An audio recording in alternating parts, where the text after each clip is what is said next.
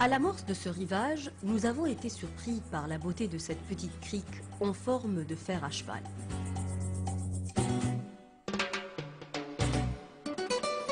La forêt qui longe la route enlacée menant à la crique est en soi une halte privilégiée pour les familles qui fréquentent cette plage.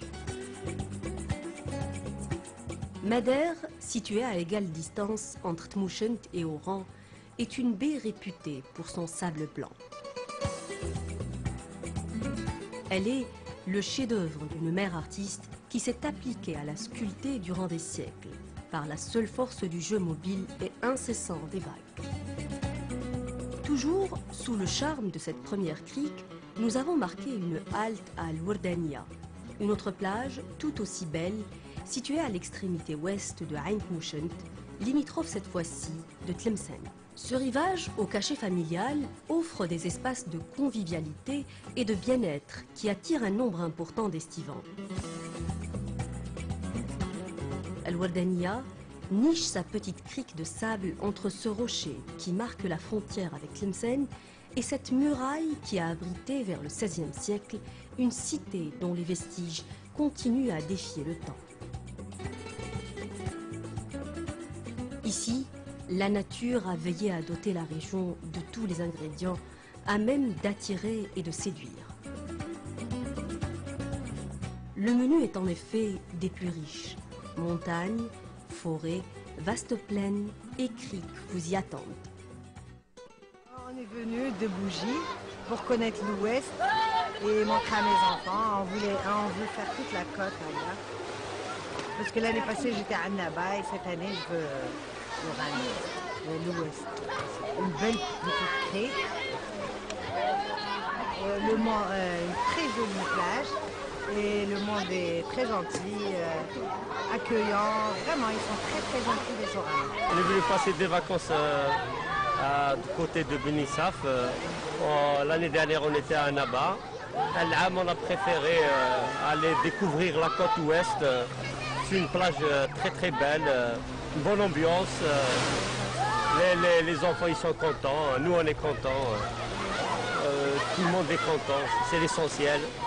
On aimerait bien visiter notre pays qu'aller à l'extérieur et dépenser de l'argent plus. Il vaut mieux le dépenser ici que le dépenser ailleurs. J'aime beaucoup cette plage et je la préfère à l'Espagne. اخترنا هذا الشاطئ خاطر جبيل ونظيف وفيه الامن وفيه الحمايه المدنيه وليداتنا جبروا راحتهم فيها وراهم يلعبوا بكل حريه وبلادنا فيها شواطئ الله يبارك جبيله والحمد لله اللي ما عندهاش امكانيات باش يخرج هاك ولا هاك راه يلعب هنا ويمرح هنا.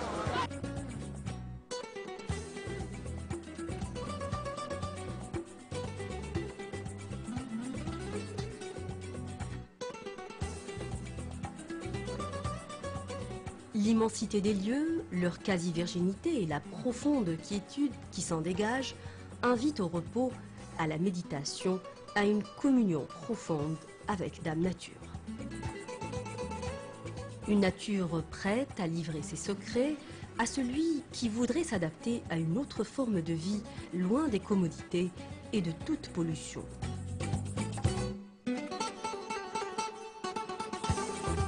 Plantée à quelques 1800 mètres de la côte, face à l'estuaire de Tefna, l'île de Rshkoun trône majestueusement au milieu de cet écrin azur.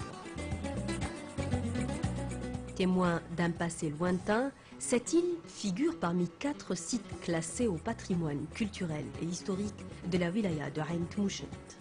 Les riverains y organisent des sorties récréatives ponctuées de bivouacs. Incontournable, l'île s'étend sur 17 hectares.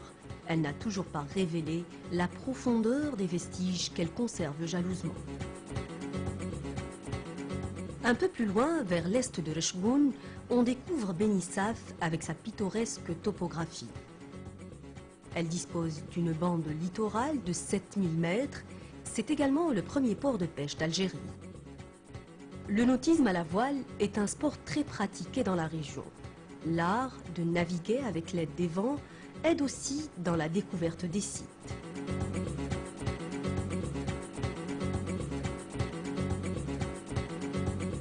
Toujours à l'est de Rejboun se trouve Sbeyat ou plage Giraldine. Ces espaces de réconciliation avec une nature vierge et généreuse constituent ses premiers atouts.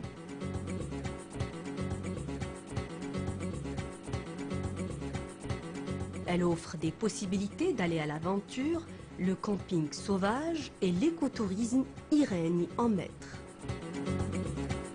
Parler de Sbeyat, c'est inévitablement évoquer l'histoire de Giraldi.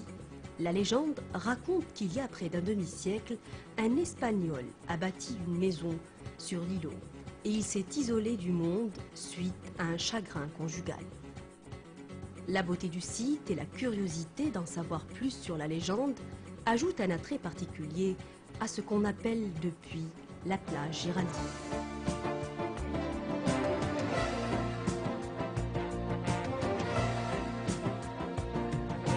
Évoquer Ain Tmouchent, c'est aussi évoquer les saints patrons des villes et des villages de la région. La Zawiya de Sidi Yacoub, à titre d'exemple, honore le saint homme dont elle porte le nom. Vieille de 7 siècles, elle a été et demeure un centre de rayonnement religieux et spirituel. Sa mosquée, construite en 1338, abrite à ce jour une école coranique. Sidi Yacoub est mort en 1410. Et depuis, beaucoup de dignitaires de renom sont passés par cette mosquée, à l'instar de l'émir Abdelkader et son bras droit, El-Wel Hassi. Son style andalou est marqué par une toiture à 3 rangées parallèles, le tout est soutenu par des arcades en ceinture brisée et de gros piliers.